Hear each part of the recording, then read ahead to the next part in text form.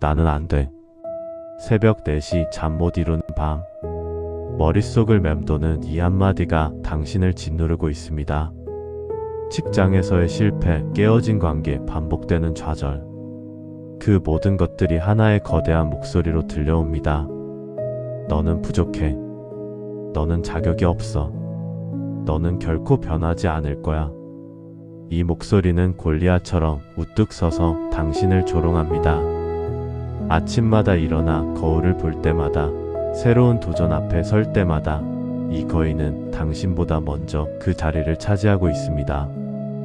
혹시 여러분도 지금 그런 거인 앞에 서 있지 않으신가요? 두려움이라는 거인, 열등감이라는 거인, 과거의 상처라는 거인, 불안이라는 거인. 이 거인들은 우리 밖이 아니라 우리 안에 있습니다. 그래서 더 무섭습니다. 그래서 더 피할 수 없습니다. 밖에서 오는 적은 문을 닫으면 됩니다. 하지만 안에 있는 적은 어디로도 도망칠 수 없습니다. 잠들 때도, 일어날 때도, 일할 때도, 쉴 때도 그 거인은 항상 우리 곁에 서서 속삭입니다. 너는 안 돼. 넌 절대 변하지 않아. 그런데 여러분, 오늘 우리는 이 거인을 쓰러뜨리는 방법을 배우게 될 것입니다. 그것도 무기로 싸우는 것이 아니라 믿음의 선포로 싸우는 법을 배우게 될 것입니다. 사무엘상 17장을 보면 다윗이라는 소년이 골리앗 앞에 섰습니다. 골리앗은 키가 2m 90cm, 투구와 갑옷의 무게만 57kg이었습니다. 40일 동안 매일 아침 저녁으로 이스라엘 진영을 조롱했습니다. 그리고 이스라엘의 용사들은 사울 왕조차도 그 거인 앞에서 두려움에 떨며 한 발짝도 나아가지 못했습니다. 그때 다윗이 나타났습니다. 무기도 없이, 갑옷도 없이 오직 물매돌 5개만 들고. 사람들은 비웃었습니다. 저 어린애가 뭘 할 수 있겠어? 하지만 다윗의 입에서 나온 말은 달랐습니다. 너는 칼과 창과 단창으로 내게 나아오거니와 나는 만군의 여호와의 이름으로 내게 나아가노라. 이것이 믿음의 선포입니다. 무기가 아니라 선포로 싸운 것입니다. 그리고 그 선포 하나로 거인이 쓰러졌습니다. 오늘 우리도 그렇게 할 것입니다. 우리 안의 거인을 향해 믿음을 선포할 것입니다.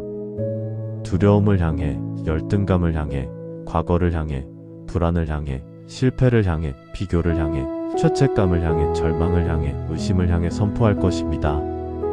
그리고 그 선포로 거인이 쓰러지는 것을 보게 될 것입니다. 지금부터 여러분과 함께 10가지 믿음의 선포를 드리겠습니다. 각각의 선포는 여러분의 내면에 서 있는 거인을 무너뜨릴 것입니다. 준비되셨습니까? 그렇다면 지금 함께 기도하며 이 거인들을 쓰러뜨리는 시간을 시작하겠습니다. 만군의 하나님 아버지, 오늘 우리 안에 자리 잡은 두려움의 거인 앞에 나아갑니다. 이 거인은 너무 컸습니다. 아침에 눈을 뜰 때부터 밤에 잠들 때까지 우리를 짓누르는 이 두려움은 우리를 한 발짝도 나아가지 못하게 만들었습니다. 새로운 도전 앞에서, 중요한 결정 앞에서, 낯선 관계 앞에서 만약 실패하면 어떡하지? 라는 목소리가 우리를 얼어붙게 만들었습니다. 하나님, 이 두려움이 얼마나 우리를 괴롭혔는지 아십니까? 밤에 잠 못 이루며 천장만 바라보던 그 시간들을, 누군가 앞에 서야 하는데 다리가 떨렸던 그 순간들을 도전해보고 싶었지만 두려움 때문에 포기했던 그 기회들을 하나님께서는 다 아십니다. 그런데 하나님, 주님께서는 성경에서 이렇게 말씀하셨습니다. 두려워하지 말라. 내가 너와 함께 함이라. 놀라지 말라. 나는 내 하나님이 됨이라. 내가 너를 굳세게 하리라. 참으로 너를 도와주리라. 참으로 나의 의로운 오른손으로 너를 붙들리라. 이사야 41장 10절. 하나님, 이 말씀이 우리에게 주시는 약속이 무엇입니까? 첫째, 내가 너와 함께 함이라는 것입니다. 우리가 두려워하는 이유는 혼자라고 느끼기 때문입니다. 아무도 내 편이 없다고 느낄 때, 아무도 나를 지켜주지 않을 것 같을 때 우리는 두려움에 사로잡힙니다. 하지만 하나님께서는 내가 너와 함께 한다고 말씀하십니다. 이것은 단순한 위로가 아닙니다. 이것은 전능하신 하나님께서 우리 곁에 계신다는 확실한 약속입니다. 둘째, 나는 내 하나님이 됨이라는 것입니다. 하나님께서는 우리의 하나님이십니다. 우리를 창조하신 분, 우리를 아시는 분, 우리를 사랑하시는 분, 우리를 책임지시는 분이십니다. 그 하나님께서 우리의 하나님이 되신다는 것은 우리에게 필요한 모든 것을 채워주신다는 의미입니다. 셋째, 내가 너를 굳세게 하리라는 것입니다. 우리가 약할 때, 우리가 흔들릴 때 하나님께서 우리를 굳세게 하십니다. 우리 힘으로는 설 수 없을 때 하나님의 힘으로 서게 하십니다. 넷째, 참으로 너를 도와주리라는 것입니다.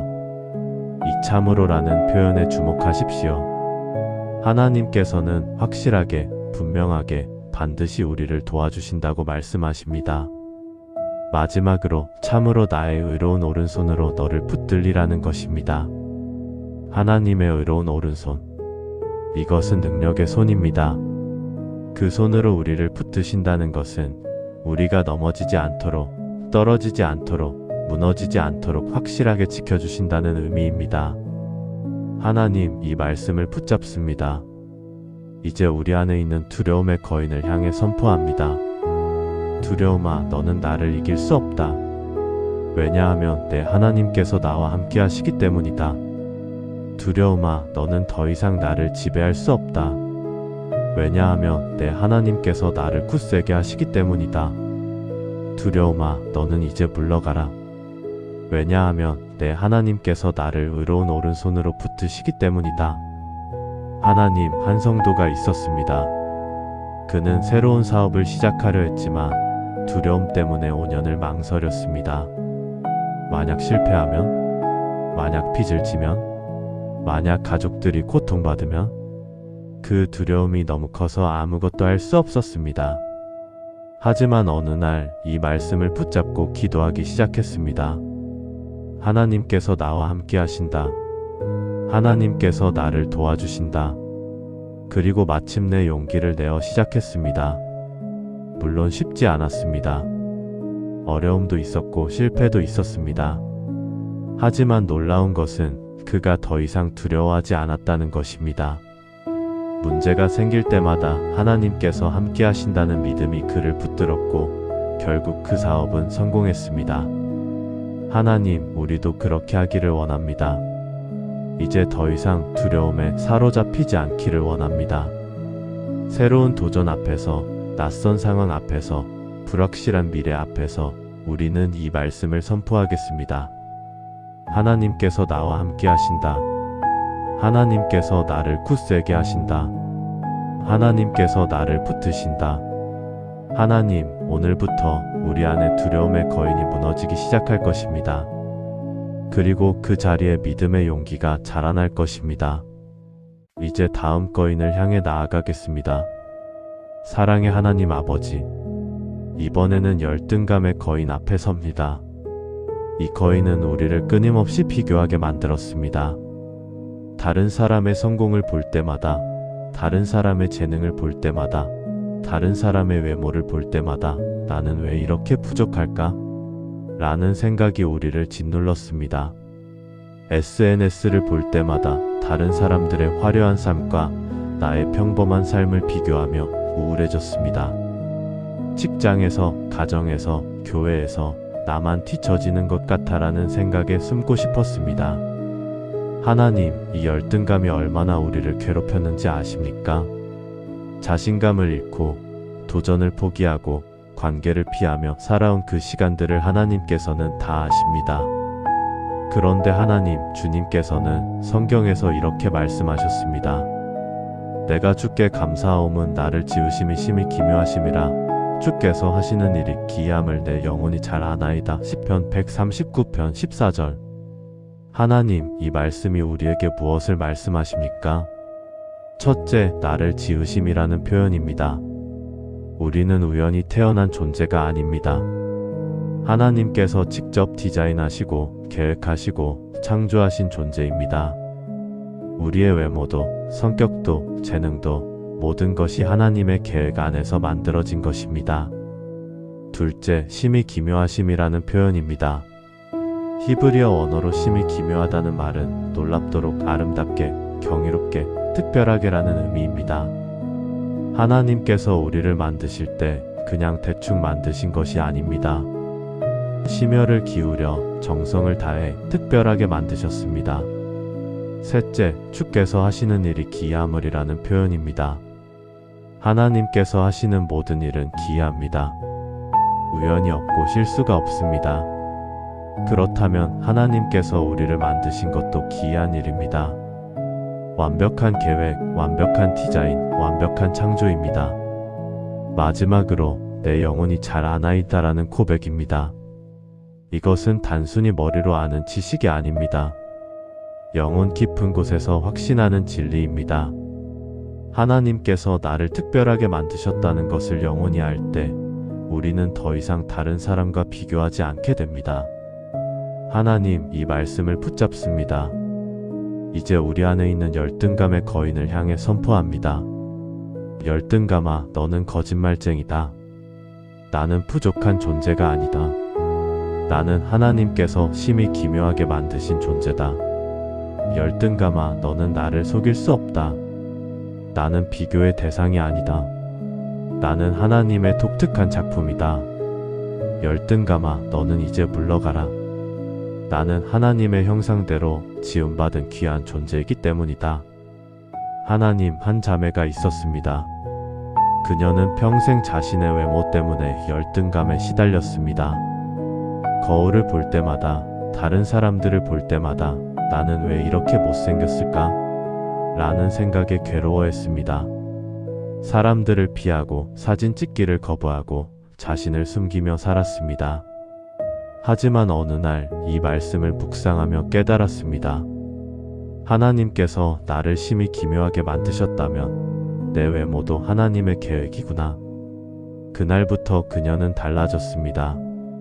거울을 볼 때마다 하나님, 이렇게 만들어주셔서 감사합니다 라고 고백하기 시작했습니다. 그리고 놀랍게도 그녀의 얼굴에서 빛이 나기 시작했습니다. 사람들은 그녀가 예뻐졌다고 말했지만 실제로는 외모가 변한 것이 아니었습니다. 열등감이 사라지고 자신감이 생기자 그녀의 내면의 아름다움이 빛나기 시작한 것입니다. 하나님, 우리도 그렇게 하기를 원합니다. 이제 더 이상 다른 사람과 비교하지 않기를 원합니다. 다른 사람의 재능을 부러워하지 않고, 다른 사람의 외모를 부러워하지 않고, 다른 사람의 성공을 부러워하지 않기를 원합니다.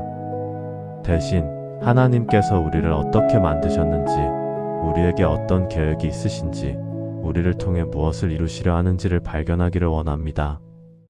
하나님, 오늘부터 우리 안에 열등감의 거인이 무너지기 시작할 것입니다. 그리고 그 자리에 하나님께서 주시는 정체성과 자신감이 자라날 것입니다. 우리는 심히 기묘한 존재입니다. 우리는 하나님의 걸작품입니다. 이제 다음 거인을 향해 나아가겠습니다. 긍휼의 하나님 아버지, 이번에는 과거의 거인 앞에 섭니다. 이 거인은 우리를 끊임없이 과거에 묶어두었습니다. 과거의 실수, 과거의 상처, 과거의 죄, 과거의 후회가 우리를 붙잡고 놓아주지 않았습니다. 그때 그렇게 하지 않았더라면, 그때 그 결정을 하지 않았더라면, 그때 그 말을 하지 않았더라면 이라는 생각이 우리를 괴롭혔습니다. 밤에 잠들려 할 때마다 과거의 장면들이 떠올라 우리를 괴롭혔습니다. 새로운 시작을 하려 해도 과거가 우리의 발목을 잡았습니다. 하나님, 이 과거의 무게가 얼마나 우리를 짓눌렀는지 아십니까? 용서받지 못한 것 같은 죄책감에, 잊을 수 없는 상처에, 돌이킬 수 없는 실수에 묶여 살아온 그 시간들을 하나님께서는 다 아십니다. 그런데 하나님, 주님께서는 성경에서 이렇게 말씀하셨습니다. 그러므로 누구든지 그리스도 안에 있으면 새로운 피조물이라, 이전 것은 지나갔으니 보라, 새 것이 되었도다. 고린도후서 5장 17절. 하나님, 이 말씀이 우리에게 무엇을 말씀하십니까? 첫째, 그리스도 안에 있으면이라는 조건입니다.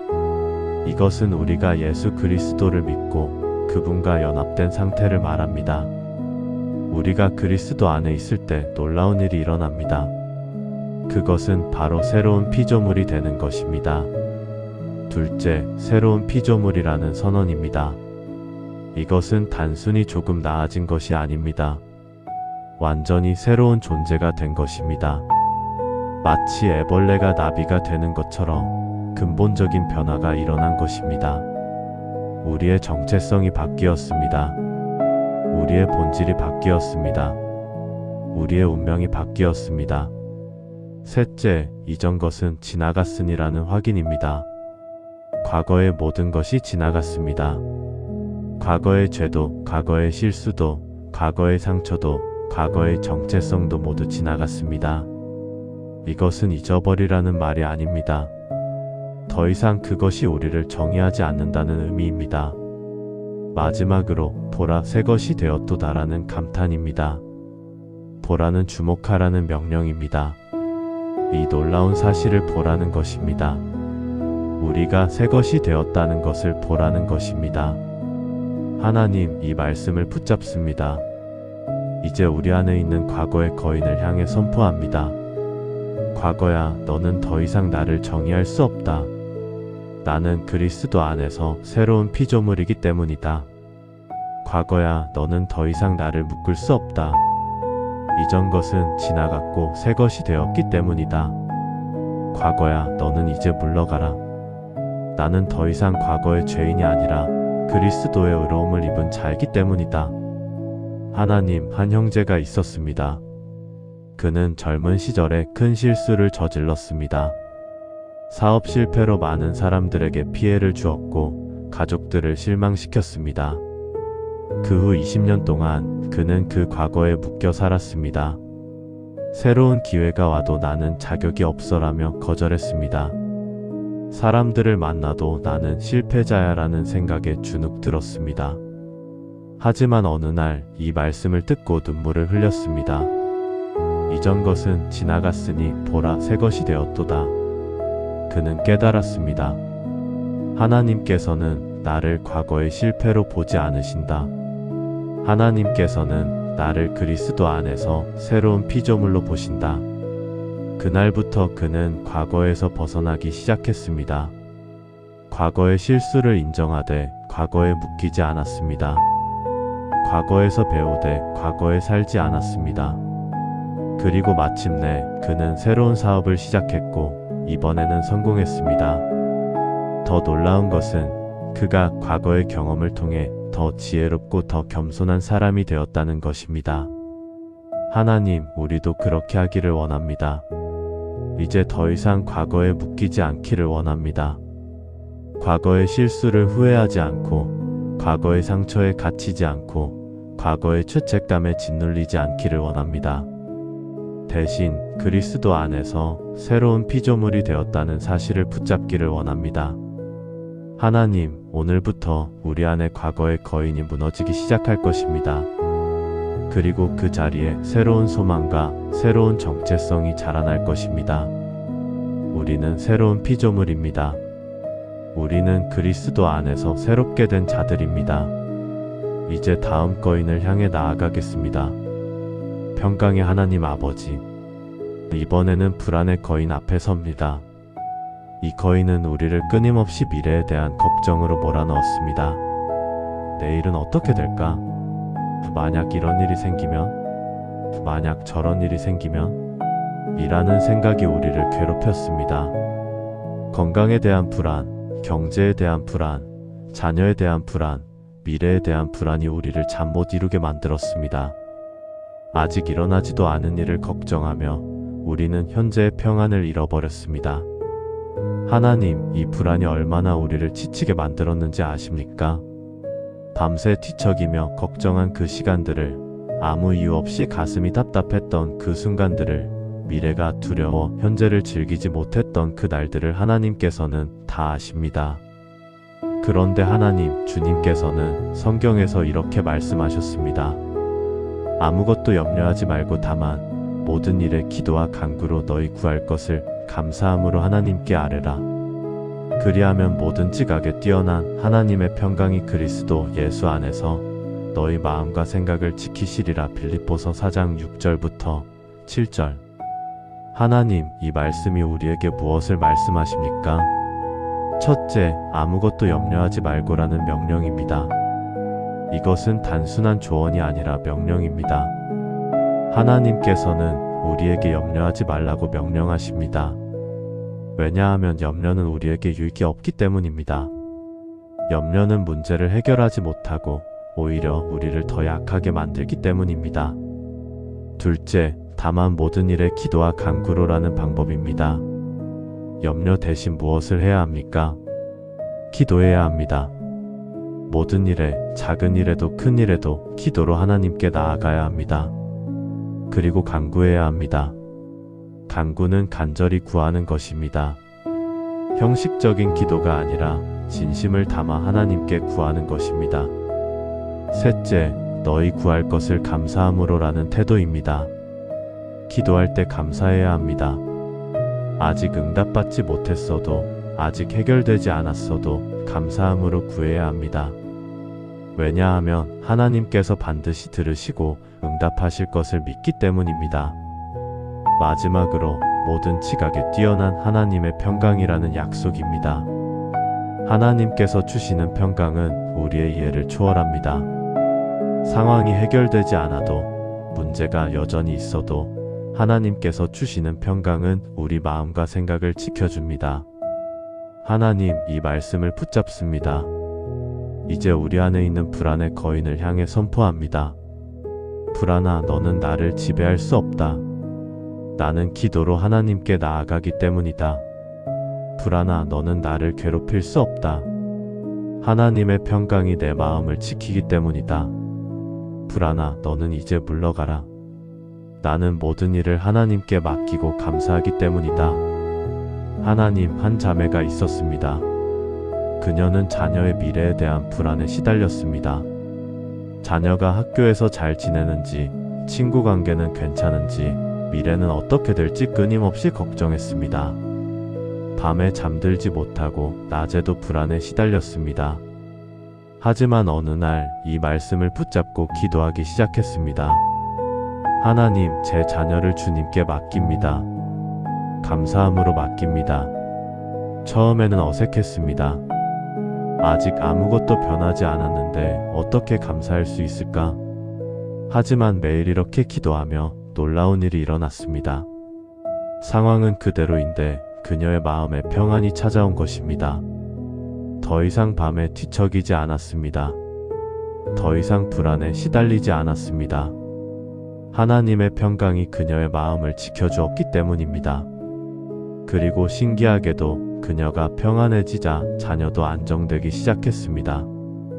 어머니의 불안이 자녀에게 전달되지 않자 자녀도 더 편안해진 것입니다. 하나님, 우리도 그렇게 하기를 원합니다. 이제 더 이상 미래를 걱정하지 않기를 원합니다. 내일 일을 염려하지 않고, 아직 일어나지 않은 일을 걱정하지 않고, 통제할 수 없는 일을 불안해하지 않기를 원합니다. 대신 모든 일을 기도로 하나님께 맡기기를 원합니다. 하나님, 오늘부터 우리 안의 불안의 거인이 무너지기 시작할 것입니다. 그리고 그 자리에 하나님께서 주시는 평강이 자라날 것입니다. 우리는 염려하지 않습니다. 우리는 기도합니다. 우리는 감사합니다. 그리고 하나님의 평강이 우리를 지켜줍니다. 이제 다음 거인을 향해 나아가겠습니다. 새롭게 하시는 하나님 아버지, 이번에는 실패의 거인 앞에 섭니다. 이 거인은 우리를 과거의 실패에 묶어두고 새로운 도전을 두려워하게 만들었습니다. 나는 또 실패할 거야. 나는 할 수 없어. 나는 능력이 없어. 라는 목소리가 우리를 짓눌렀습니다.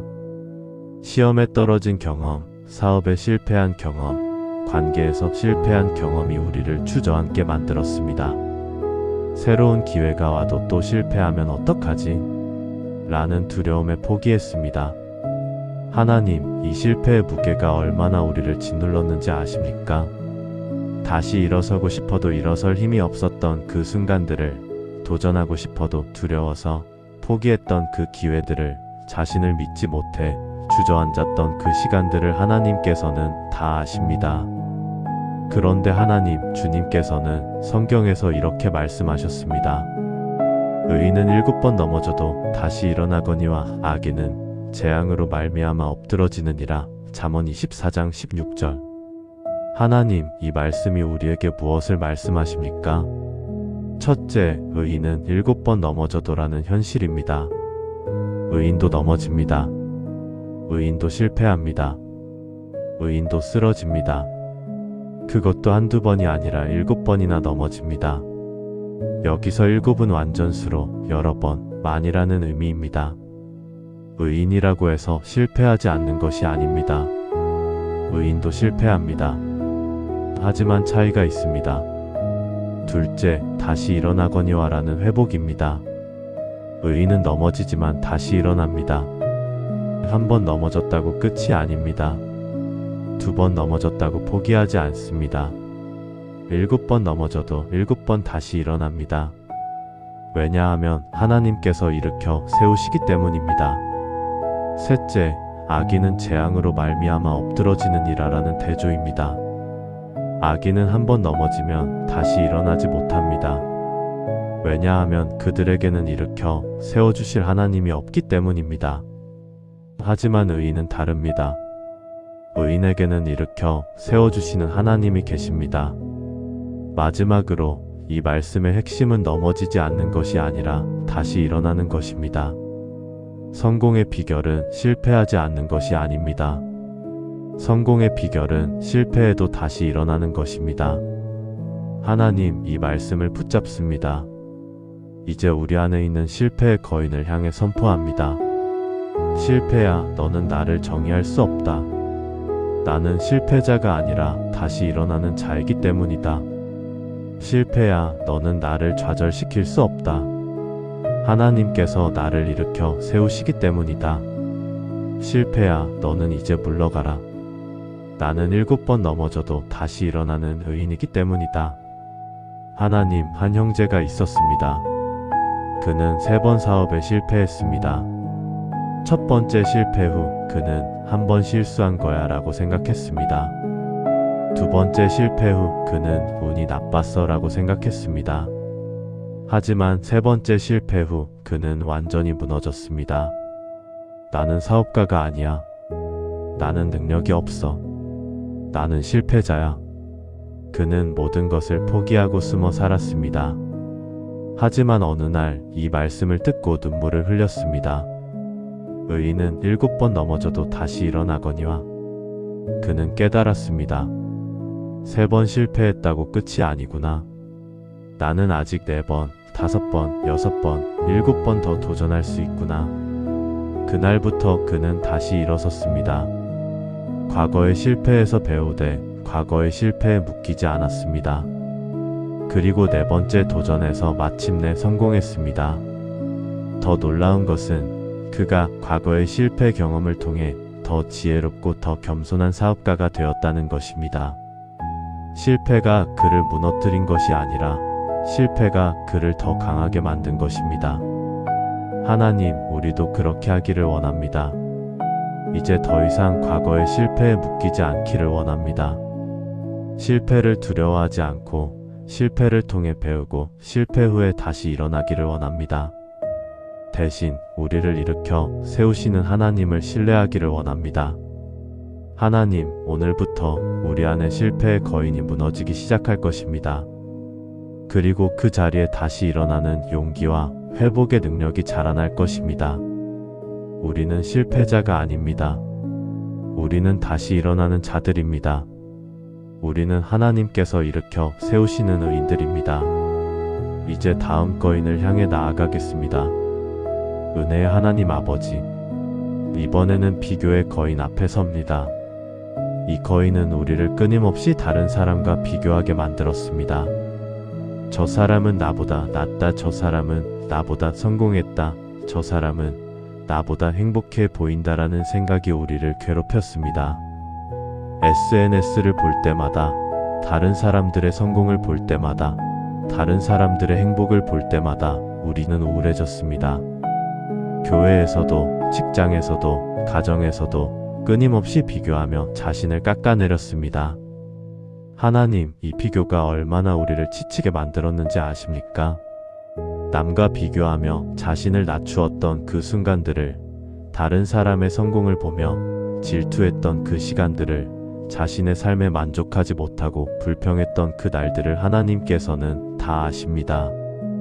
그런데 하나님, 주님께서는 성경에서 이렇게 말씀하셨습니다. 우리는 감히 우리를 어떤 자기를 칭찬하는 자와 더불어 비교하거나 평가할 수 없노라. 그러나 그들이 자기로서 자기를 헤아리고 자기로서 자기를 비교하니 지혜가 없도다. 고린도후서 10장 12절. 하나님, 이 말씀이 우리에게 무엇을 말씀하십니까? 첫째, 우리를 어떤 자기를 칭찬하는 자와 더불어 비교하거나 평가할 수 없노라는 경고입니다. 우리는 다른 사람과 비교할 수 없습니다. 왜냐하면 각자에게 주신 하나님의 계획이 다르기 때문입니다. 각자에게 주신 은사가 다르고, 각자에게 주신 사명이 다르고, 각자에게 주신 때가 다릅니다. 그런데 우리가 다른 사람과 비교하는 것은 하나님의 계획을 무시하는 것입니다.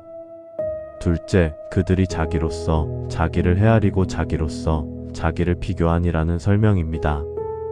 어리석은 사람들은 자기로서 자기를 비교합니다. 자신의 기준으로 자신을 평가하고 다른 사람의 기준으로 자신을 평가합니다. 하지만 진정한 평가는 하나님의 기준으로 이루어져야 합니다. 하나님께서 우리를 어떻게 보시는지, 하나님께서 우리에게 무엇을 기대하시는지, 그것이 진정한 기준입니다. 셋째, 지혜가 없도다라는 판단입니다. 비교는 지혜롭지 못한 행동입니다. 왜냐하면 비교는 우리에게 아무런 유익을 주지 않기 때문입니다. 비교는 우리를 불행하게 만들고, 우리를 질투하게 만들고, 우리를 좌절하게 만들 뿐입니다. 마지막으로 이 말씀의 핵심은 하나님의 기준으로 살라는 것입니다. 다른 사람과 비교하지 말고 하나님께서 우리에게 주신 고유한 정체성과 사명을 발견하라는 것입니다. 하나님, 이 말씀을 붙잡습니다. 이제 우리 안에 있는 비교의 거인을 향해 선포합니다. 비교야, 너는 나를 속일 수 없다. 나는 다른 사람과 비교할 수 없는 고유한 존재이기 때문이다. 비교야, 너는 나를 불행하게 만들 수 없다. 하나님께서 나를 특별하게 만드셨기 때문이다. 비교야, 너는 이제 물러가라. 나는 하나님의 기준으로 평가받는 자이기 때문이다. 하나님, 한 자매가 있었습니다. 그녀는 늘 다른 사람들과 자신을 비교했습니다. 친구들은 좋은 직장에 다니는데 자신은 평범한 직장에 다녔습니다. 친구들은 멋진 남편을 만났는데 자신의 남편은 평범했습니다. 친구들은 큰 집에 사는데 자신은 작은 집에 살았습니다. 그녀는 늘 불행하다고 느꼈습니다. 하지만 어느 날 이 말씀을 듣고 깨달았습니다. 내가 다른 사람과 비교하는 것은 지혜가 없는 행동이구나. 그날부터 그녀는 달라졌습니다. 다른 사람의 SNS를 보지 않았습니다. 다른 사람의 성공을 부러워하지 않았습니다. 대신 하나님께서 자신에게 주신 것들을 감사하기 시작했습니다. 평범한 직장이지만 안정적이고, 평범한 남편이지만 성실하고, 작은 집이지만 따뜻하다는 것을 깨달았습니다. 그리고 놀랍게도 그녀가 감사하기 시작하자 행복해졌습니다. 상황은 그대로인데 그녀의 마음이 변한 것입니다. 비교를 멈추자 감사가 시작되었고, 감사가 시작되자 행복이 찾아온 것입니다. 하나님, 우리도 그렇게 하기를 원합니다. 이제 더 이상 다른 사람과 비교하지 않기를 원합니다. 다른 사람의 성공을 부러워하지 않고, 다른 사람의 행복을 질투하지 않고, 다른 사람의 삶을 부러워하지 않기를 원합니다. 대신 하나님께서 우리에게 주신 고유한 정체성과 사명을 발견하기를 원합니다. 하나님, 오늘부터 우리 안에 비교의 거인이 무너지기 시작할 것입니다. 그리고 그 자리에 감사와 만족이 자라날 것입니다. 우리는 비교할 수 없는 존재입니다. 우리는 하나님께서 특별하게 만드신 자들입니다.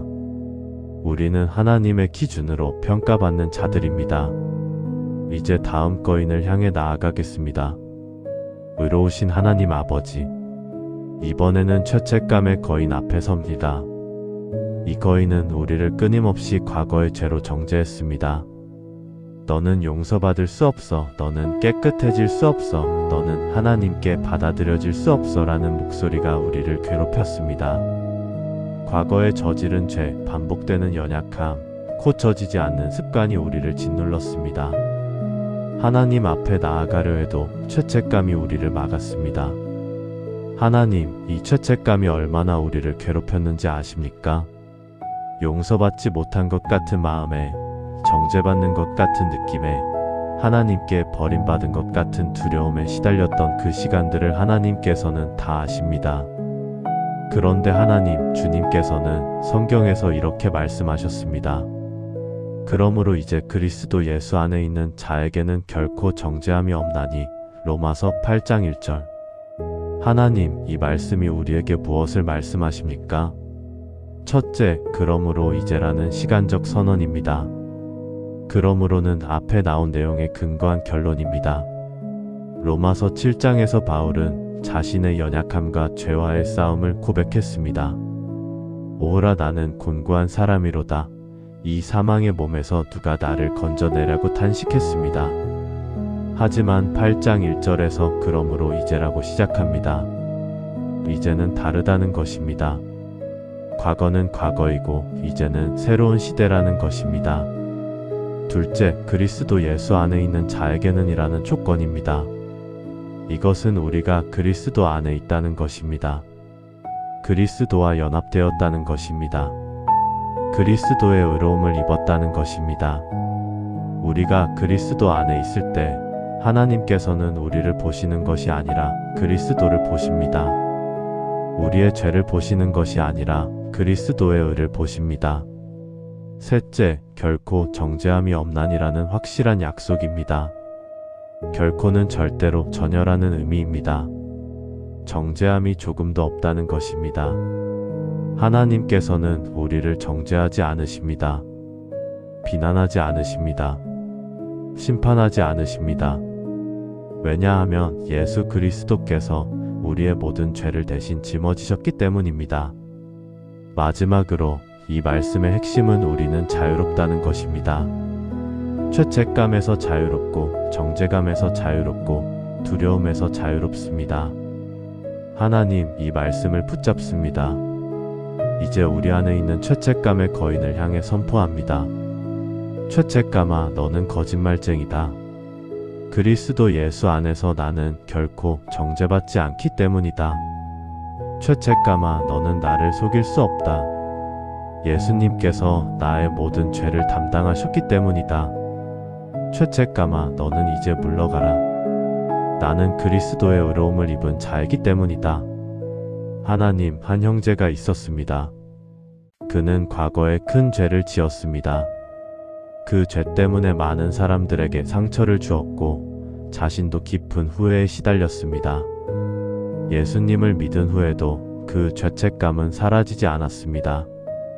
기도할 때마다, 예배드릴 때마다 나 같은 죄인이 어떻게 하나님 앞에 나아갈 수 있을까? 라는 생각에 괴로워했습니다. 하지만 어느 날 이 말씀을 듣고 눈물을 흘렸습니다. 그러므로 이제 그리스도 예수 안에 있는 자에게는 결코 정죄함이 없나니. 그는 깨달았습니다. 하나님께서는 나를 정죄하지 않으신다.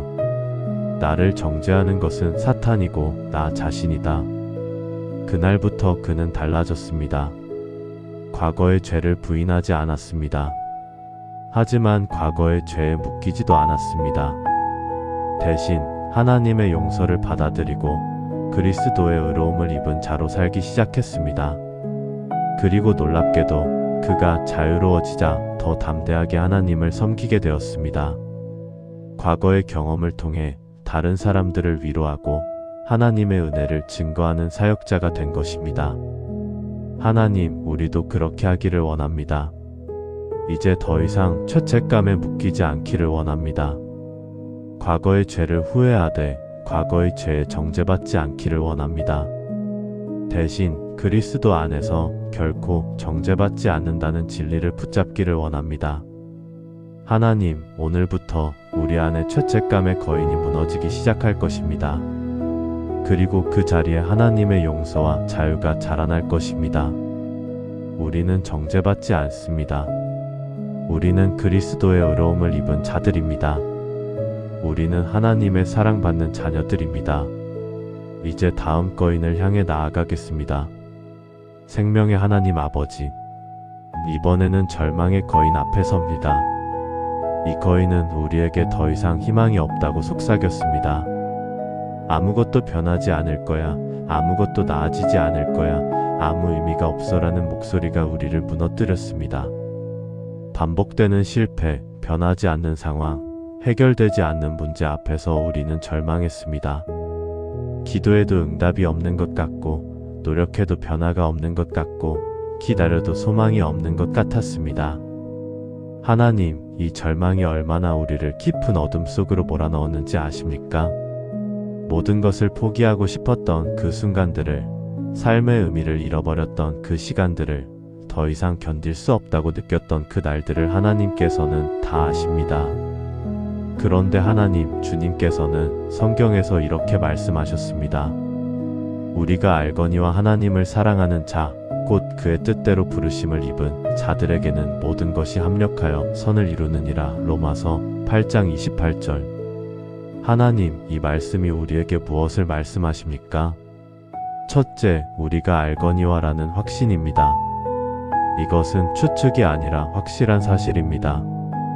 우리가 알고 있는 확신하는 진리입니다. 둘째, 하나님을 사랑하는 자라는 정체성입니다. 우리는 하나님을 사랑하는 자들입니다. 완벽하지 않아도, 연약해도, 실수해도 우리는 하나님을 사랑합니다. 그리고 그것이 우리의 정체성입니다. 셋째, 그의 뜻대로 부르심을 입은 자들이라는 부르심입니다. 우리는 우연히 존재하는 자들이 아닙니다. 하나님의 뜻대로 부르심을 입은 자들입니다. 하나님께서 특별한 목적을 가지고 우리를 부르셨습니다. 넷째, 모든 것이 합력하여라는 놀라운 약속입니다. 모든 것은 좋은 것만이 아닙니다. 나쁜 것도, 고통스러운 것도, 이해할 수 없는 것도 포함됩니다. 하지만 하나님께서는 이 모든 것을 합력하게 하십니다. 함께 일하게 하십니다. 함께 역사하게 하십니다. 마지막으로 선을 이루느니라는 결과입니다. 하나님께서는 모든 것을 합력하여 선을 이루십니다. 지금은 보이지 않아도, 지금은 이해되지 않아도 결국 선을 이루십니다. 하나님, 이 말씀을 붙잡습니다. 이제 우리 안에 있는 절망의 거인을 향해 선포합니다. 절망아, 너는 거짓말쟁이다. 하나님께서는 모든 것을 합력하여 선을 이루시기 때문이다. 절망아, 너는 나를 속일 수 없다. 하나님의 계획은 변하지 않기 때문이다. 절망아, 너는 이제 물러가라. 나는 하나님의 뜻대로 부르심을 입은 자이기 때문이다. 하나님, 한 자매가 있었습니다. 그녀는 10년 동안 불임으로 고통받았습니다. 수많은 시술과 치료를 받았지만 번번이 실패했습니다. 주변 사람들은 하나하나 아이를 낳았지만 그녀만 홀로 남았습니다. 그녀는 절망했습니다. 하나님께서는 나를 버리셨구나. 내 기도는 하늘에 닿지 않는구나. 하지만 어느 날 이 말씀을 붙잡고 기도하기 시작했습니다. 하나님, 이 고통도 합력하여 선을 이루신다는 것을 믿습니다. 놀랍게도 그 후 그녀는 임신했습니다. 하지만 더 놀라운 것은 그 다음입니다. 그녀는 자신의 경험을 통해 불임으로 고통받는 여성들을 위로하고 돕는 사역을 시작했습니다. 만약 그녀가 처음부터 쉽게 임신했다면 이 사역은 시작되지 않았을 것입니다. 하나님께서는 그녀의 10년 고통을 합력하여 선을 이루신 것입니다. 개인적인 선뿐만 아니라 다른 사람들을 위한 선까지 이루신 것입니다. 하나님, 우리도 그렇게 하기를 원합니다. 이제 더 이상 절망하지 않기를 원합니다. 상황이 변하지 않아도, 문제가 해결되지 않아도, 응답이 보이지 않아도 우리는 하나님을 신뢰하기를 원합니다. 대신 하나님께서 모든 것을 합력하여 선을 이루신다는 진리를 붙잡기를 원합니다. 하나님, 오늘부터 우리 안에 절망의 거인이 무너지기 시작할 것입니다. 그리고 그 자리에 소망과 기대가 자라날 것입니다. 우리는 절망하지 않습니다. 우리는 소망의 사람들입니다. 우리는 하나님께서 선을 이루실 것을 믿는 자들입니다. 이제 다음 거인을 향해 나아가겠습니다. 신실하신 하나님 아버지, 이번에는 의심의 거인 앞에 섭니다. 이 거인은 우리에게 하나님을 의심하게 만들었습니다. 하나님께서 정말 나를 사랑하실까? 하나님께서 정말 나의 기도를 들으실까? 하나님께서 정말 나를 도와주실까? 라는 의심이 우리를 괴롭혔습니다. 기도에도 응답이 없는 것 같고, 믿어도 변화가 없는 것 같고, 신뢰에도 배신당한 것 같을 때 우리는 의심했습니다. 하나님, 이 의심이 얼마나 우리의 믿음을 흔들었는지 아십니까? 하나님의 선하심을 의심했던 그 순간들을, 하나님의 사랑을 의심했던 그 시간들을, 하나님의 계획을 의심했던 그 날들을 하나님께서는 다 아십니다. 그런데 하나님, 주님께서는 성경에서 이렇게 말씀하셨습니다. 믿음은 바라는 것들의 실상이요 보이지 않는 것들의 증거니. 히브리서 11장 1절. 하나님, 이 말씀이 우리에게 무엇을 말씀하십니까? 첫째, 믿음은 이라는 정의의 시작입니다. 이제부터 믿음이 무엇인지를 설명하십니다. 믿음은 단순한 감정이 아니고, 단순한 희망이 아니고, 단순한 생각이 아닙니다. 믿음은 실체가 있는 것입니다. 둘째, 바라는 것들의 실상이요라는 설명입니다. 우리가 바라는 것들은 아직 보이지 않습니다. 아직 손에 잡히지 않습니다. 하지만 믿음은 그것을 실상으로 만듭니다. 믿음은 보이지 않는 것을 보이게 만들고, 없는 것을 있게 만들고, 불가능한 것을 가능하게 만듭니다. 셋째, 보이지 않는 것들의 증거니라는 확신입니다. 우리 눈에는 보이지 않습니다. 우리 손에는 잡히지 않습니다. 하지만 믿음은 그것의 증거입니다. 믿음은 보이지 않는 것이 실제한다는 증거이고, 하나님께서 살아계시다는 증거이고, 하나님의 약속이 확실하다는 증거입니다. 마지막으로 이 말씀의 핵심은 믿음은 보는 것이 아니라 믿는 것이라는 사실입니다. 우리가 보기 때문에 믿는 것이 아닙니다. 우리가 믿기 때문에 보게 되는 것입니다. 하나님, 이 말씀을 붙잡습니다. 이제 우리 안에 있는 의심의 거인을 향해 선포합니다. 의심아, 너는 나를 흔들 수 없다. 나의 믿음은 보이는 것에 근거하지 않기 때문이다. 의심아, 너는 나를 넘어뜨릴 수 없다. 하나님의 약속은 변하지 않기 때문이다.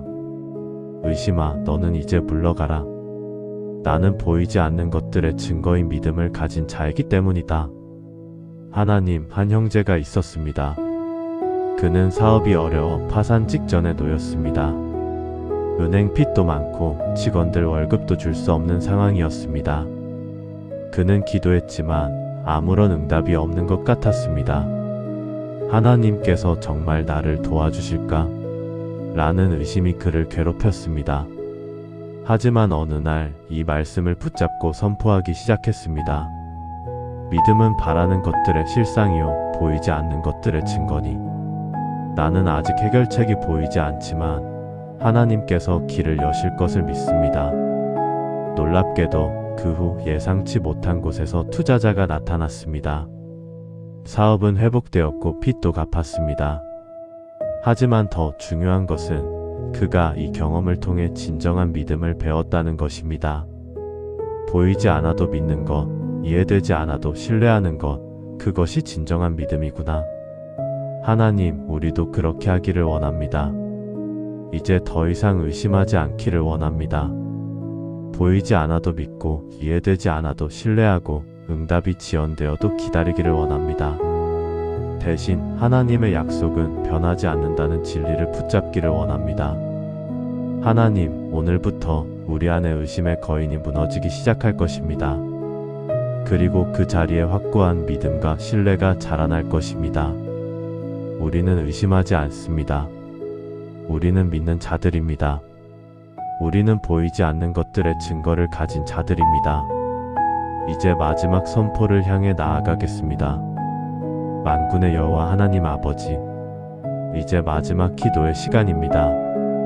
우리는 지금까지 9개의 거인과 싸워왔습니다. 두려움의 거인, 열등감의 거인, 과거의 거인, 불안의 거인, 실패의 거인, 비교의 거인, 죄책감의 거인, 절망의 거인, 의심의 거인. 이 거인들은 우리를 오랫동안 짓눌렀습니다. 하지만 오늘 우리는 믿음의 선포로 이 거인들을 무너뜨렸습니다. 하나님, 이제 우리는 승리를 선포합니다. 그리고 우리의 새로운 정체성을 선포합니다. 성경은 이렇게 말씀하십니다. 그런즉 누구든지 그리스도 안에 있으면 새로운 피조물이라. 이전 것은 지나갔으니 보라 새 것이 되었도다. 고린도후서 5장 17절. 너희가 나를 택한 것이 아니요 내가 너희를 택하여 세웠나니 이는 너희로 가서 열매를 맺게 하고 또 너희 열매가 항상 있게 하여. 요한복음 15장 16절. 우리는 그가 만드신 바라 그리스도 예수 안에서 선한 일을 위하여 지으심을 받은 자니. 에베소서 2장 10절. 하나님, 이 말씀들이 우리에게 무엇을 말씀하십니까? 우리는 새로운 피조물입니다. 이전의 두려움, 이전의 열등감, 이전의 과거, 이전의 불안, 이전의 실패, 이전의 비교, 이전의 죄책감, 이전의 절망, 이전의 의심은 모두 지나갔습니다. 이제 우리는 새 것이 되었습니다. 우리는 하나님께서 택하신 자들입니다. 우연히 존재하는 것이 아니라 하나님께서 특별한 목적을 가지고 택하신 자들입니다. 열매를 맺기 위해, 하나님의 영광을 드러내기 위해, 이 땅에서 하나님의 일을 하기 위해 택하심을 받았습니다. 우리는 하나님의 작품입니다. 선한 일을 위하여 지으심을 받은 자들입니다. 하나님께서 직접 디자인하시고 계획하시고 창조하신 걸작품입니다. 하나님, 이 정체성을 붙잡고 선포합니다. 나는 두려움의 사람이 아니라 담대한 믿음의 사람입니다. 나는 열등감의 사람이 아니라 하나님께서 심히 기묘하게 만드신 사람입니다. 나는 과거에 묶인 사람이 아니라 그리스도 안에서 새로운 피조물입니다. 나는 불안의 사람이 아니라 하나님의 평강을 누리는 사람입니다. 나는 실패자가 아니라 7번 넘어져도 다시 일어나는 의인입니다. 나는 비교의 사람이 아니라 하나님께서 특별하게 만드신 고유한 존재입니다. 나는 죄책감의 사람이 아니라 그리스도의 의로움을 입은 사람입니다.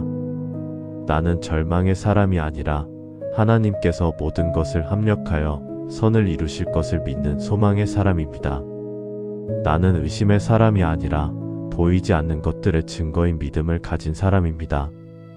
하나님, 다윗이 골리앗 앞에 섰을 때 그는 이렇게 선포했습니다.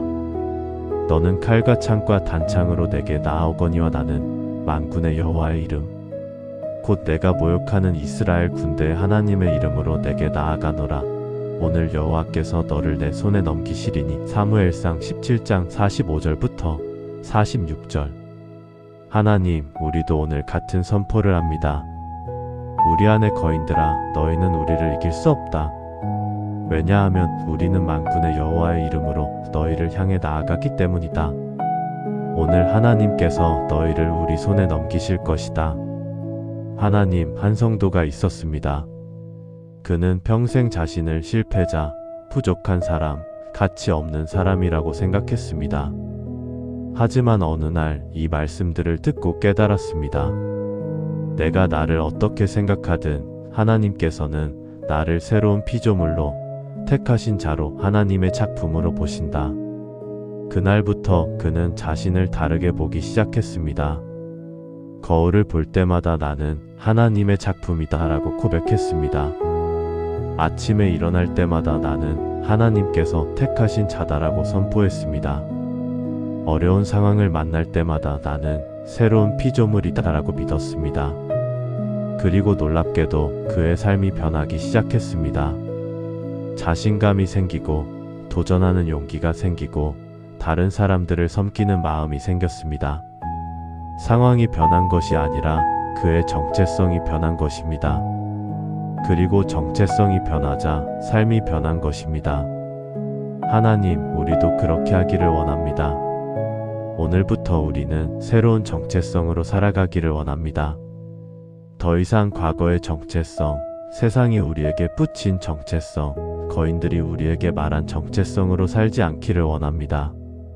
대신 하나님께서 우리에게 주신 정체성으로 살기를 원합니다. 우리는 새로운 피조물입니다. 우리는 택하심을 받은 자들입니다. 우리는 하나님의 작품입니다.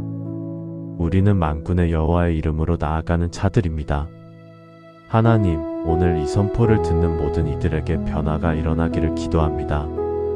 두려움이 담대함으로, 열등감이 자신감으로, 과거의 상처가 치유로, 불안이 평안으로, 실패가 회복으로, 비교가 감사로, 죄책감이 자유로, 절망이 소망으로, 의심이 믿음으로 변화되기를 기도합니다. 그리고 무엇보다 우리가 하나님께서 주신 새로운 정체성을 발견하고 그 정체성으로 살아가기를 기도합니다. 하나님, 감사합니다. 오늘 우리 안의 거인들을 무너뜨리게 하시고 새로운 정체성을 주셔서 감사합니다. 이제 우리는 승리자입니다. 이제 우리는 정복자입니다. 이제 우리는 하나님의 자녀입니다. 예수님의 이름으로 기도합니다. 아멘.